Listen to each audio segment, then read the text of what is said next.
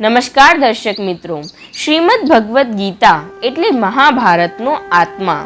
કુરુક્ષેત્રના રણ મેદાનમાં ઘટેલી એક એવી ઘટના જે ધર્મના ઐતિહાસિક વિજયનો આધાર બની. એક એવું મહાકાવ્ય જેના શબ્દે શબ્દમાં શ્યામનો સ્પર્શ છે, જેનો એક એક અક્ષર મંત્ર છે.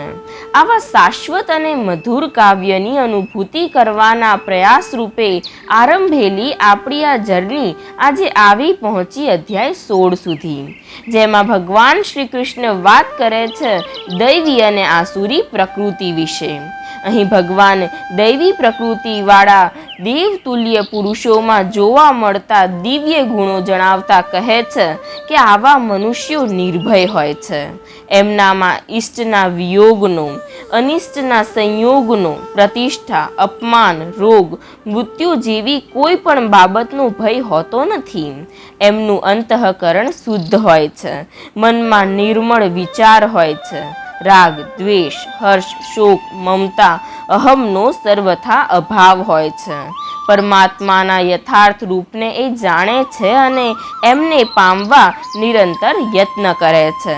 કર્તવ્ય ભાવને મનમાં રાખીને નિષ્કામ ભાવથી અન્ન, વસ્ત્ર, વિદ્યા અર્જિત કરે છે અને પ્રેમથી એનું દાન પણ કરે છે. મન અને ઇન્દ્રિયોને એ દુન્યવી વિષયોથી દૂર રાખે છે. ઈશ્વર, માતા, પિતા, અતિથિ, મહાત્મા તથા ગુરુજનોની પૂજા કરે છે. એમની આજ્ઞાનું પાલન કરે છે. વેદ વિધાનનું અધ્યયન કરે છે. ઈશ્વરનું ચિંતન કરે છે. સ્વધર્મ પાલનમાં સતત રત રહે છે. એના શરીર, ઇન્દ્રિય અને અંતઃકરણમાં સરળતા હોય છે. એ શુદ્ધ ભાવમય સાત્વિક પુરુષ હોય છે. ક્યારેય કોઈનું પણ ખરાબ કરવાની એનામાં ભાવના હોતી નથી. એની વાણીમાં શુદ્ધ વચન હોય છે. અપકારના બદલામાં પણ એ ઉપકાર જ કરે છે. ચિત્ત એનું શાંત હોય છે. નિંદા, ક્રોધ, અહમથી દૂર રહે છે. આશક્તિ, પ્રમાદનો એનામાં અભાવ હોય છે. શાસ્ત્ર નીતિયુક્ત વ્યવહાર કરે છે. વ્યર્થ ચેષ્ટાનો એનામાં સર્વદા અભાવ હોય છે. શ્રેષ્ઠ પુરુષનો તેજસ્વી ભાવ, ક્ષમા, ધર્મ, શુદ્ધ અંતઃકરણ, શત્રુભાવથી વિરક્તિ, પવિત્ર વ્યવહાર અને દૈવી સંપદાયુક્ત મનુષ્ય હોય છે. હે પાર્થ, માન, બડાઈ, પૂજા, પ્રતિષ્ઠાનો જે ઢોંગ કરે છે, પોતાને જ્ઞાની મહાત્મા સમજીને પોતાની જ પ્રસિદ્ધિ માટે યત્ન કરે છે, અહમભાવથી યુક્ત જે વિદ્યા, ધન, કુટુંબ, જાતિ, અવસ્થા, બળનો ઘમંડ રાખીને બીજાને નીચો દેખાડવા મથે છે, વિરુદ્ધ પરિસ્થિતિમાં જેના મનનો કબજો ક્રોધ લઈ લે છે, કર્તવ્યનો વિવેક જેનો નષ્ટ થઈ ગયો છે, જેના મનમાં ક્ષમા, દયા, કરુણાનો ભાવ નથી, મનમાં સદા હિંસા, ક્રૂરતા અને કઠોરતા રહે છે, જેનામાં સત્ય અસત્ય, ધર્મ અધર્મનો વિવેક નથી, એવા મનુષ્યો આસુરી પ્રકૃતિવાળા કહેવાય છે. દિવ્ય ગુણો મોક્ષ તરફ લઈ જનારા હોય છે અને આસુરી ગુણો બંધનકારક હોય છે. હે પાંડુપુત્ર, તું શોક ન કર, કેમ કે તું દિવ્ય ગુણો સાથે જ જન્મેલો છે. હે અર્જુન, આ જગતમાં સર્જન પામેલા જીવો બે પ્રકારના હોય છે.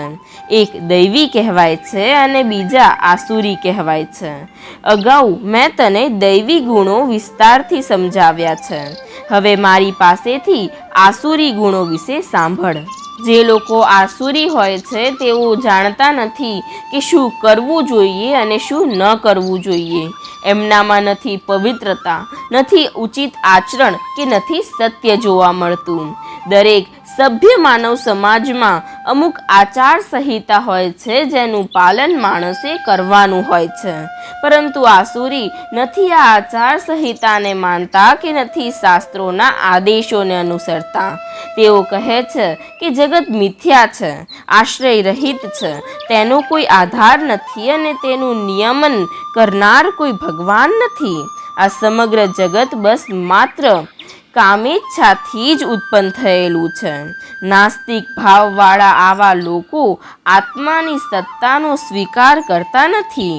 તેઓ આ મિથ્યા જ્ઞાનને જ સાચું જ્ઞાન ગણે છે અને એને જ જીવનનો આધાર માને છે. આવા નિષ્કર્ષોને અનુસરનારા આત્મજ્ઞાન ગુમાવી દીધેલા બુદ્ધિહીન આસુરી લોકો એવા અહિતકર અને ભયાવહ કાર્યોમાં પરોવાયેલા રહે છે કે જે જગતના વિનાશ માટે હોય છે. કદાપી સંતુષ્ટ ન થનારા કામનો આશ્રય લઈને તથા ગર્વના મદમાં મિથ્યા પ્રતિષ્ઠામાં ડૂબેલા આસુરી લોકો આ રીતે મોહગ્રસ્ત થઈને હંમેશા ક્ષણભંગુર વસ્તુઓ દ્વારા અપવિત્ર કર્મનું વ્રત લેતા હોય છે. ભ્રષ્ટ આચરણ ગ્રહણ કરીને તેઓ બસ ઈચ્છા પૂર્તિમાં રત રહે છે. એમને સદાને માટે આવતીકાલની ચિંતા સતાવે છે અને એ ચિંતામાં એ આજને માણી જ શકતા નથી. એ એકથી બીજી અને બીજીથી ત્રીજી એમ આશાના દીપ પ્રગટાવીને એના બંધનોમાં બસ ફસાયા જ કરે છે. માત્ર પોતાનું જ હિત એના જીવનનું લક્ષ્ય હોય છે. આજે આ મેળવી લીધું, કાલે પેલું પણ મેળવી લઈશ. મારા રસ્તામાં જે પણ રૂકાવટ બનશે એને હું હરાવી દઈશ. સુખ, સાધન, સંપત્તિ મારી પાસે શ્રેષ્ઠ જ હોવું જોઈએ. હું પ્રસન્ન થઈશ તો યજ્ઞ કરીશ.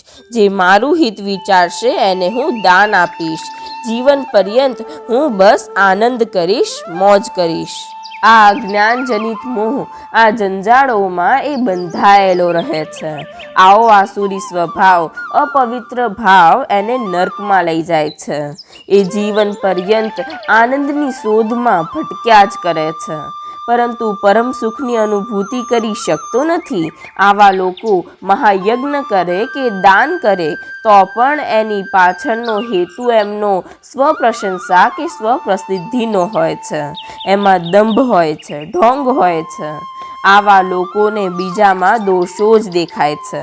બીજાના ગુણોનું હંમેશા ખંડન કરે છે. દ્વેષભાવયુક્ત આવા જીવો પાપાચારી કહેવાય છે.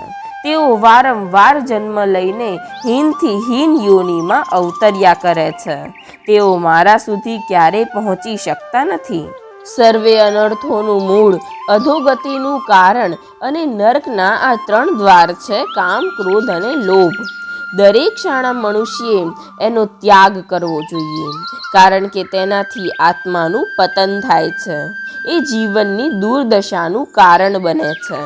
હે કુંતી પુત્ર, જે મનુષ્ય નર્કના આ 3 દ્વારોથી મુક્ત થઈ જાય છે તે આત્મ સાક્ષાત્કાર માટે કલ્યાણકારી કાર્ય કરે છે અને પછી ક્રમશઃ પરમ ગતિ પામે છે. જે મનુષ્ય શાસ્ત્રોના આદેશોની અવહેલના કરે છે અને પોતાની ધૂનમાં આવે તેમ મનસ્વી વર્તન કરે છે તે નથી સિદ્ધિ પામતો, નથી સુખ પામતો કે નથી પરમ ગતિ પામતો. હે અર્જુન, શાસ્ત્ર કર્મનું નિર્ધારણ કરે છે, કર્તવ્ય અકર્તવ્યનો ભેદ સમજાવે છે. તેથી તું શાસ્ત્ર સંમત થઈને કર્મ કર. તારું આ નિષ્કામ કર્મ જ ઈશ્વર પ્રાપ્તિનું સાધન બનશે. આમ દૈવી અને આસુરી વૃત્તિનો પરિચય કરાવતો આ અધ્યાય અહીં પૂર્ણ થાય છે. તો પાછા મળીશું આવતા રવિવારે. વાત કરીશું અધ્યાય 17 શ્રદ્ધાત્રય વિભાગ યોગની. ત્યાં સુધી રાધે રાધે.